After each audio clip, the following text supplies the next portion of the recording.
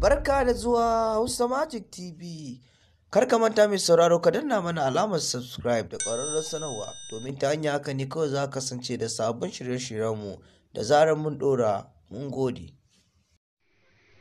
Wasu mazauna garin Gaidam sun bayyana yadda 'yan Boko Haram ke musu wa'azi bayan sun ƙwace iko a garin. Wasu mazauna garin Gaidam da 'yan Boko Haram suka ƙwace iko sun bayyana irin halin ƙuncin da suka shiga sakamakon hare-hare da 'yan Boko Haram ɗin suke gudanarwa a garin. Rahotanni sun bayyana cewa 'yan ta'addan na gudanar da wa'azinsu na kira ga mutane da su karɓi da'awarsu na tsatsauran ra'ayin jihadi. Wata majiya na bayyana cewa 'yan Boko Haram ɗin sun ƙwace iko da gonakai, har wata majiya na tabbatar da cewa suna shirye-shiryen gudanar da noma a garin. Membobin ƙungiyar Boko Haram sun ƙwace iko a gonaki da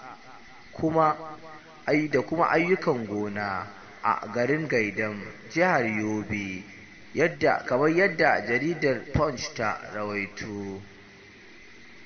Rahotanni sun bayyana cewa 'yan ta'addan waɗanda suka kori mafi muhimmancin mutanen garin sun fara yi wa mutanen da suka rage wa'azi akan jihadi, sannan kuma suna musu kyautar kuɗi. Kar ka manta mai sauraro ka danna mana alamar subscribe da ƙararrawar sanarwa domin ta hanya haka ne kawai za ka kasance da sabbin shirye-shiryenmu da zarar mu ɗora.